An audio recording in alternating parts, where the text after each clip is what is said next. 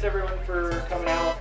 It's been a while since we did the last meetup, so this was, our hope was to kind of get it rolling again. This is kind of a reboot. I've founded Commercial Progression. We're a Drupal shop. We've got a marketing director now, so I was able to just like throw all this at him. So it's like his pay is tied to actually doing these meetups. And so for every person that comes out, I get $10. Yeah, I think it was like that before taxes. Brad, are you ready for this? Not really. Okay, well let's do it, because that's kind of how we run the show. Brad's very quick on his feet, and tonight is a presentation about. It's about the webform module. Usually I would make a presentation using whiteboards and do like a PowerPoint.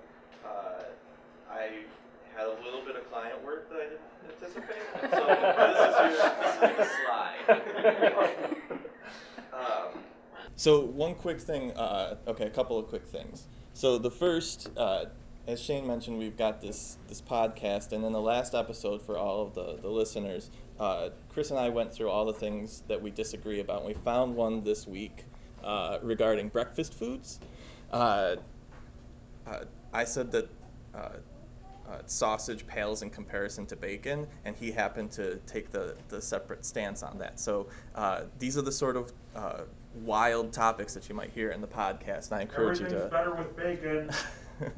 So the other thing is, thank you very much to Spark and Arbor for hosting us here. That's really cool. And then we'll get into the business of the presentation here. So I'd like to get kind of a show of hands, but I think that for the people who have beers, if I can get you to get a little bit more tipsy before I start talking, it'll be helpful. So if you've ever used a Drupal site, please take a sip of whatever beverage you have. And if you've ever installed a Drupal site. Wait, one sip per Drupal site, or just if you've ever done one Drupal? You can use your discretion on that. There are beers in the back, so if you need to get more. And then last... Can we say that? Is that safe? You may. Okay. Oh, our legal department's here. Okay, cool. And then if you've ever used or installed or anything with the webform module, please do that now. All right, so I've got a few people. I don't know if they don't have beverages or whether they haven't used the webform module. It wasn't the best show of hands that I've ever devised. So I'm talking about the webform module, and part of what I think is useful if you're coming from kind of a pragmatic approach is what is webform and what isn't webform, and what are the alternatives. So what webform lets you do is if you have users that have to make forms that that end users will submit, and your administrative users have to have some measure of configuration in that, it's a great module to use. What it isn't is a great development platform for adding a whole bunch of functionality to it, because it's not, it has a little bit of baggage to it. It came from the Drupal 5 and 6 days, and so the concepts of entities and fieldable and all those other things are kind of foreign to it. So if you're looking to write code for webform, I'm going to give you some helpful hints along that route, but I don't necessarily encourage it. Unless you really need your administrative users to still be able to make forms really easily, in which case it's probably worth it. So I'm going to open up Adele here. Where do you have Adele on the computer? It's Adele.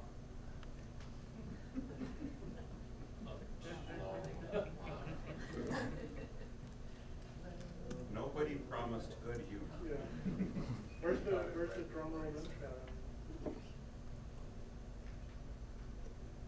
Okay, so in the realm of what webform is and what it isn't, we've got the project page for webform, and then we've got two sort of competitors in different realms. So we've got entity form here, and what's really cool about entity form is that it works with all the same things that you're used to in Drupal 7 if you're writing Drupal 7 sites using things like features and all of that fun stuff. So you can save down a form's configuration into a feature.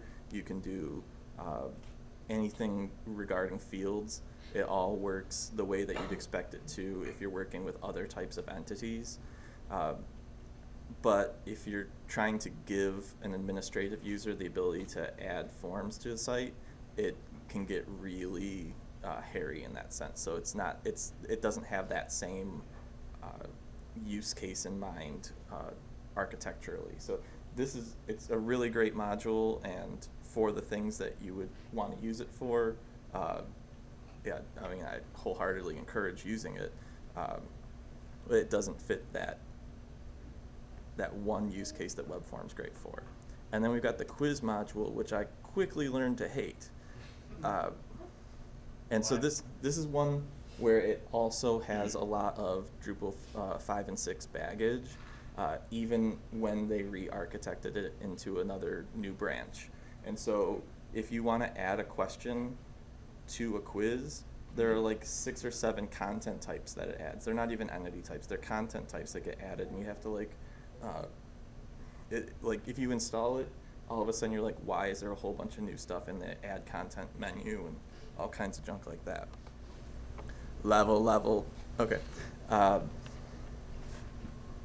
So one of the things for a recent client site that is that they wanted quiz functionality, and when I did a test install of the quiz module, I was like, yeah, that's not happening, not going to use that. So let's take a look at a very basic level.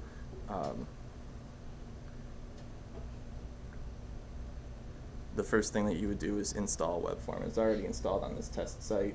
Yeah, it doesn't really need anything. Oh, I think the views requirement is fairly new. This is a Wayne question. He's my fact checker, real-time fact checker. Views requirement for webform. I haven't used actually the 4 series. I think it's new from before. Okay, so the 4 series is something that we can get into. It actually solves a lot of the problems that, like if I were coming up here and doing this a month and a half ago, I'd be singing a little bit different of a tune, but they've added things like views, better views functionality to webform itself. So that was one of those pain points that you would run into when you're trying to make forms on the site. So when you install webform, it gets a little presumptuous, and it says it decides that it wants to add its own content type for you. And we'll go to the content type screen. Can everybody see this? It's a little, okay. So we'll go to the content type and we'll see. So it works like a normal content type when you're on this page, and then every content type on the site, when you install webform, gets a new little tab down here, and there's this little checkbox. So this one comes with that checkbox checked, all the other ones stay unchecked, and then I added this later, so just ignore that at this point. So when you create a piece of content, so we've got plain old web form here. It's just a node, it doesn't have a body, and when you click the web form tab, you can create little form pieces. So every form ever needs like name and email and stuff, so I'm gonna add a name field. There's a secondary thing where you give additional information. And I've added some checkboxes here that you should also ignore. So for the most part, that all works pretty well. One thing that's great that I'm just going to give you as an aside here, with the honeypot module, you can enable it so that it'll do kind of base level spam protection without a CAPTCHA, just like out of the box, and it just works. And then if you needed more, you could add different CAPTCHA modules, and they all seem to work with forms. Brad, But, can the honeypot module take a bite from a snake? what's that? It's a honey badger. Not very constructive, Andy. Andy, I'm glad you have a day job. So that aside was related to this. I usually just by default make the email, because everybody needs a name and email field, make the email field required. And so if you don't have honeypot or anything else, at least there's like a minimal amount of validation going on there. And then back in the olden days, you had to do this manually, but if you click that checkbox, it fills the default value with a token. And then if somebody's logged in, their email address will just show up in that field automatically. Okay, so we've added name and email. It's the most awesome form ever. And when we go to the node that was blank before, we've got these two fields. And if you submit it, it'll take you to a page and it'll give you generic message. And then you can go back to the form. And if you look at the results, there's one submission, and you can see different stuff about it. And then the module just out of the box has different ways to view it. So table's probably the most productive here. And so you just see all the results going down as you kind of assume a table would work. So that's all there is to it. That's my presentation. Thank you very much. Okay. More boisterous clapping.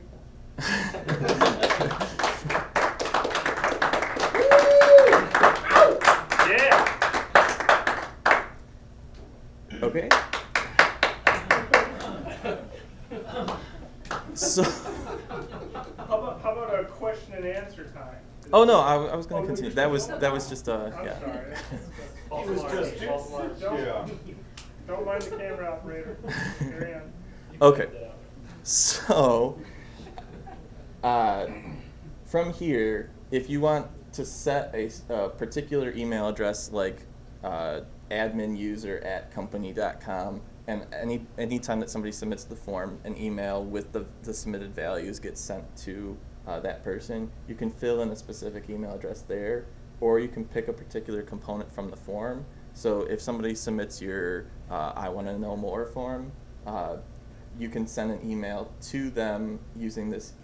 It's already selected for that email component that we had just made, and it'll send like a hey, thanks for submitting our form, we'll get back to you shortly kind of email, and that can be a good driver for things. So if you put your site's URL in there, now it's in their inbox and they're like, do I really want to archive this, like that kind of thing.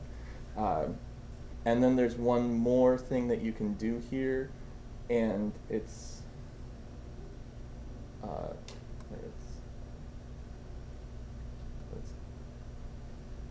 oh, okay, we're going to go back real quick. I forgot to do something. As I mentioned, I'm totally prepared for this presentation. So we're going to make another component here. We're going to call it page. And we're going to put options in here. And so there's one thing that you can do that webform makes fairly easy, and it has the hooks in place to do it. And if you have a rough idea of how to pass an array in a hook, then you can make these options work pretty easy. So we'll load a pre-built option list on here, and I've created one, and I'm going to take you into NetBeans, and you'll all be like, why are you showing us code? And I'll try to explain. So I created a pre-built option list called pages, and it takes every page that's on the site and it puts it into an array with the node ID as the key and the title of the node as the value. So you can see down in the little explanation under options, it says safe key and then pipe and then some readable option, and so that's what this will do. And so they come out, and even though they're not in numerical order, they're in alphabetical by title. All of the pages on the site, all 5 of them in Latin, are there. Oh, webform is pretty good as its own. Okay. So what this allows you to do later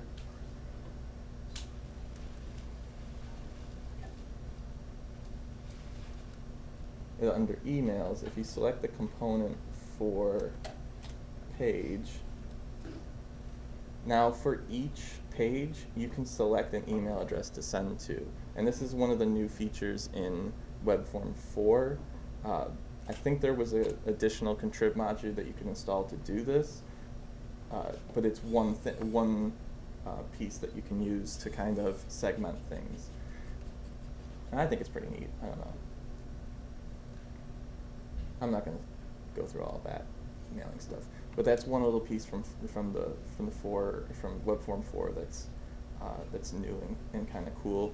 And I was actually building a site using webform 3, found out about that, installed it, realized that it still didn't solve the problem that I was hoping for, and so the additional little piece that I'm going to advise here is kind of goes along with it. So there's a hidden type for web forms, and I've called it send is the name that I kind of go with it on that.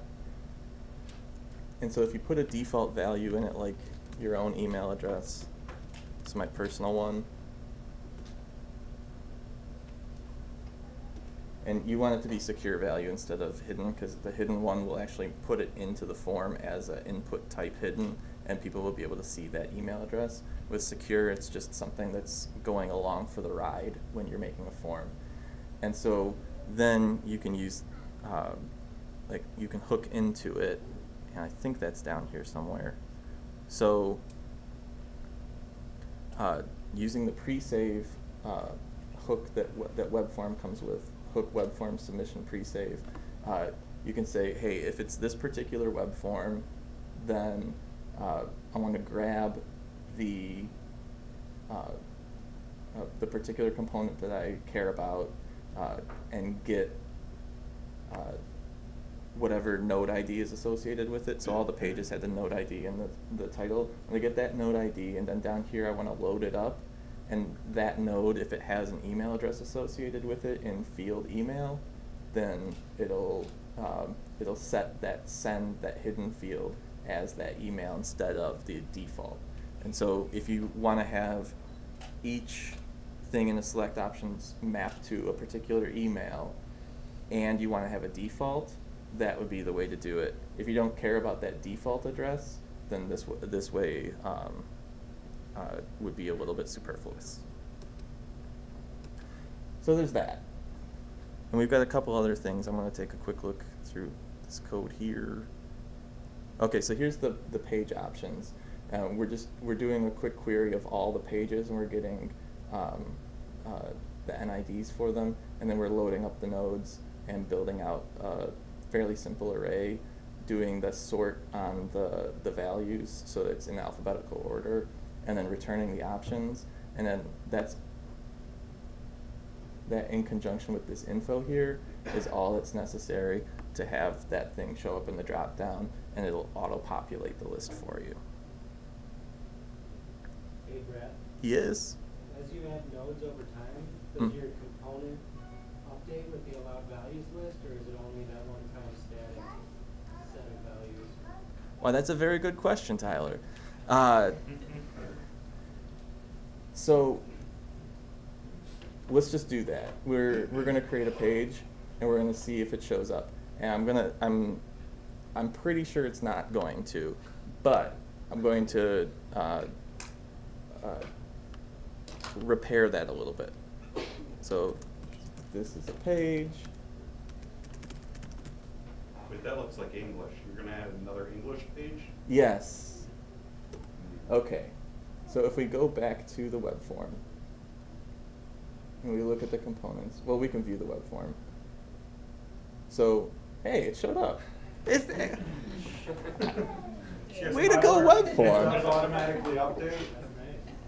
He put that there ahead of time. Mm-hmm. Now there are two. This is a pages.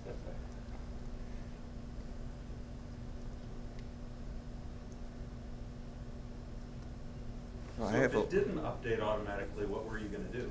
You go back to the component, like a so,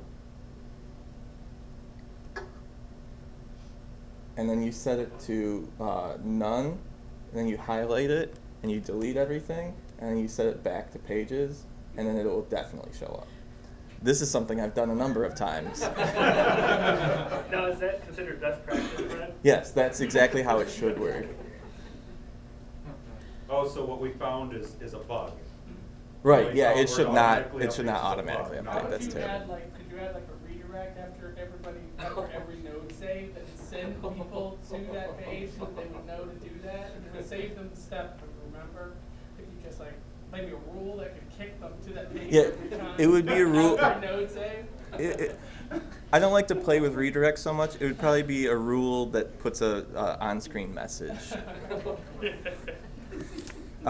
Okay, so I made a list of the things I said I was going to talk about. Oh, didn't do the first one. Cool. Okay. While we're here on plain old web form, going to do one more. This is something that was specific to a client, but is probably worth me trying to get into contrib. When you install web form, it comes with one called markup, which just lets you put stuff in the middle of a form. So you can just put arbitrary HTML in there, but that's not really friendly for the user group that web form is best suited to in the first place. So if you have the media module installed and you wanted to put a video in the middle of your form,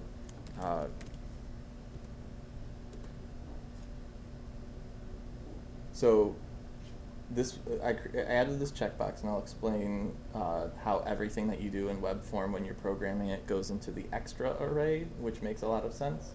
I created a checkbox that says only proceed after playback, and so there's an area on the page that has a bunch of buttons. It's called form actions, if you're familiar with the form API. I know Chris has done quite a bit on that. So this will disable those until we get the JavaScript event that goes along with the end of playback. And so then instead of trying to arbitrarily put in HTML that has a video, from here you can pick things in your library, upload new stuff, and it'll keep it there for you. So we've got what has to be the best video of all time. And so, hopefully, with any luck, if I hit submit, it won't do anything because it's disabled.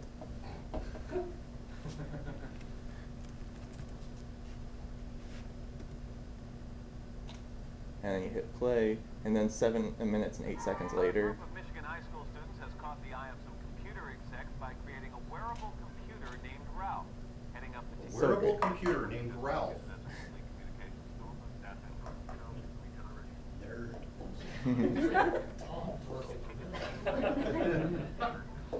Yeah, head glasses, great. Is it done? Okay, there. Now we know it's done. And if you hit submit, it's going to submit. Ta-da! So, like I said, that. With the multi-page form too. As a matter of fact, it will. Good question, Alex. Is there any way to force them to watch the video?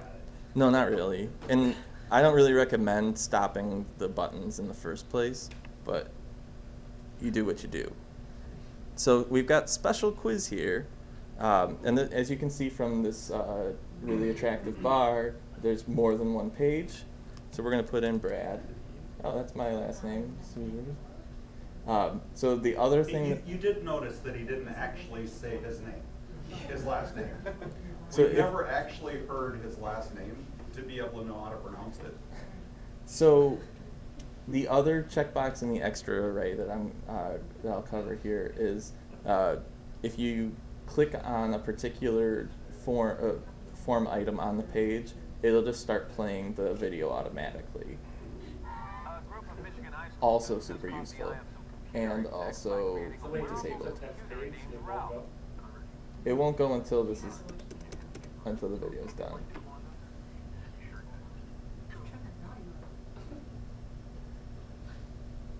No, we'll play that after the... Now, could you have that exposed or hidden and then expose it once the video's done? Yes, it's all based on JavaScript, and it's class-based. So if you really wanted to, you could hide form actions, and then when that event triggers, you could show form actions instead of disabling them. That's for next time. And then hit submit, and you got your quiz submitted. And even though it doesn't really do so much, we've got this thing that says whether or not it's a quiz question. So if you had 3 things and you needed to grade them, and then you had a whole bunch of other fields that you wanted information for, you can decide which ones that you're actually going to run the stuff against compared to the ones that are there to collect information. So when you go into a particular component, so this, how familiar are you with wearable computers? There's another checkbox here. Entirely. And so there's a checkbox for quiz question, one for trigger media. So as you saw, that the trigger media one was set for that, and it made the video play. And where these live is in the extras array, which is a fun place.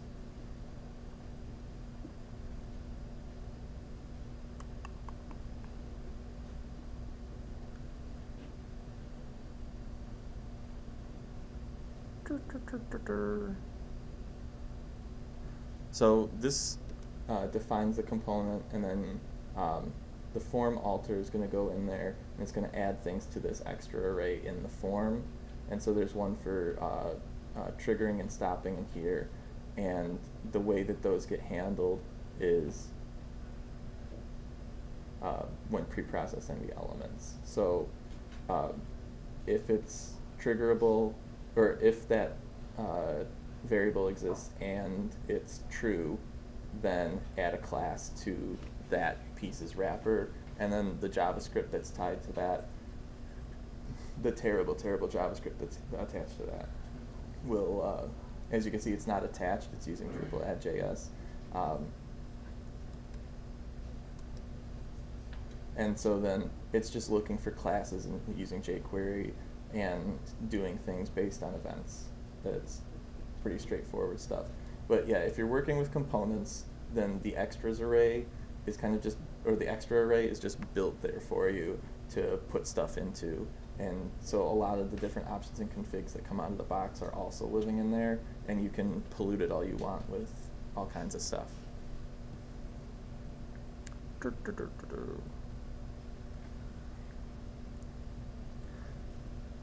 I'm not going to get so much into the view side of things,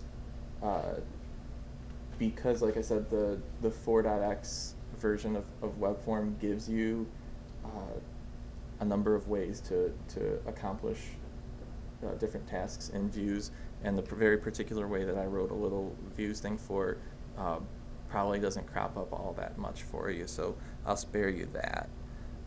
If you're interested in web form and views integration, please see me after class. I made that note. I did that. I did that. I did that. That's pretty much all I really wanted to talk about. I'm sure that among the number of people here who have used the Drupal and web forms, that if anybody has a question about writing things or a general comment, now would be the time to do that. So I would like to open it up to the floor. Yes?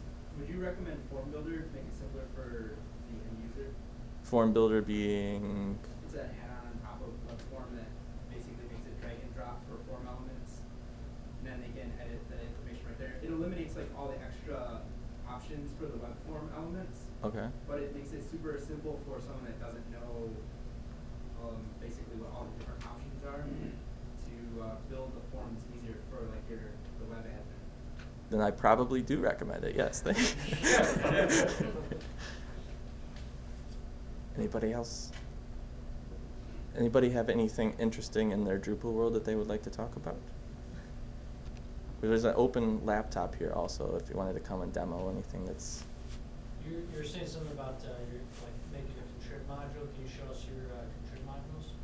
My contrib modules? Or one of them?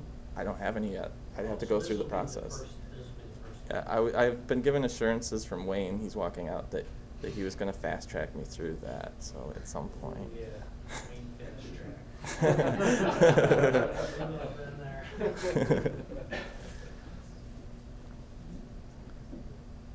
Has anybody done anything weird and crazy with the web form? It's Tyler.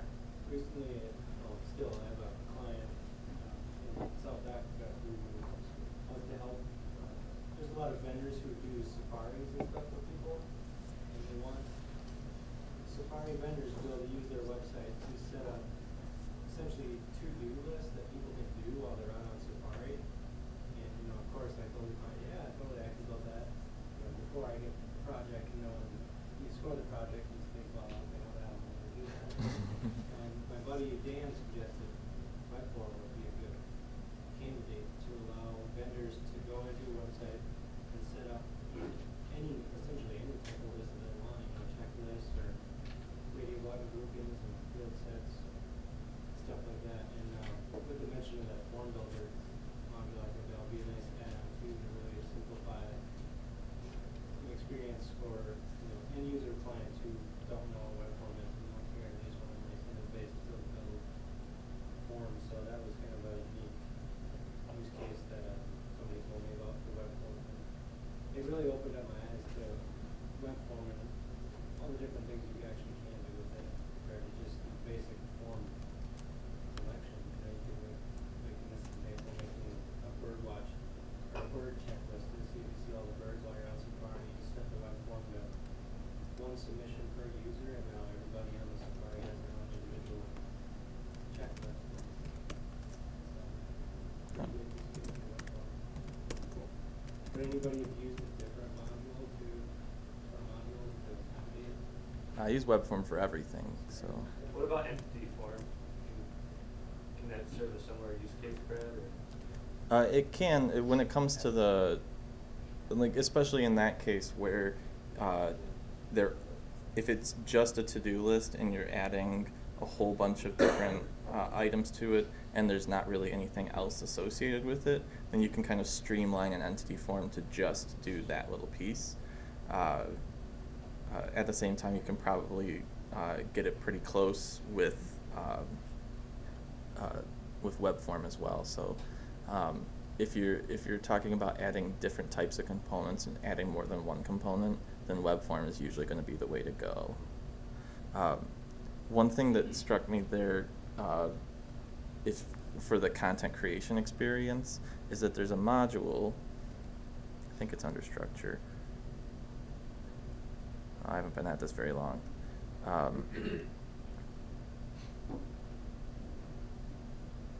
No, it's under content, add content. I'm lying to you. Content types, that's right. This is the first time you used Drupal, Brent? Yeah, I'm learning quickly. Second. He did it this morning. Okay, so there's a module called web form default fields, I think it is. And so with this site, every form is going to have name, email, and badge number associated with it. So when you create a new form, those will just show up before you add any additional components. So that might be useful if you wanted to kind of give an example component or push people directly to something that's been created. So you could create a component that has a single item or perhaps even 0 items, and then that's kind of one of the hurdles when it comes to web form would be if you don't have a component created, you can't force that forward. So once one of those components gets created, you could force the forward and have people entering just the options for the select list.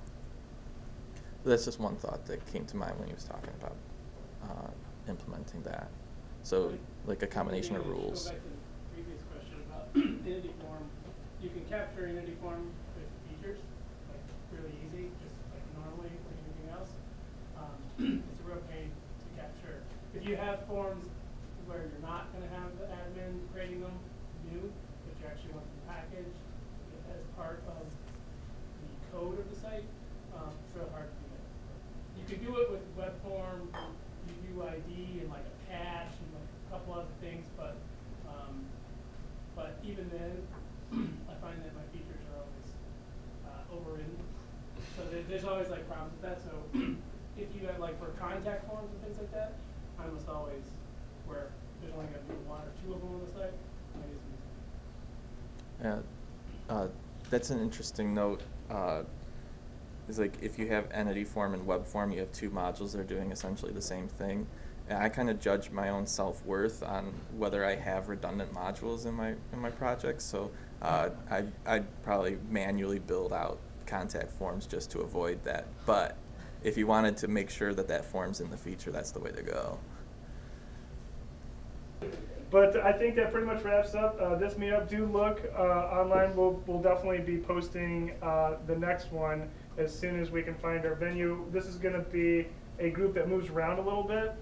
We're probably going to go over to Detroit on the east side and try to cover some of that geography that would be, a place that folks wouldn't come all the way to Ann Arbor. So we're probably going to be moving around a little bit. But if you have venues or destinations that you think we should try out, do email us or put a post on the meetup, and we'll try to get them scheduled out well enough in advance. But quarterly meetups, look for those in the future. And we are looking for people to present. Definitely feel much obliged to step up there. Very good, and thank you for coming out. You are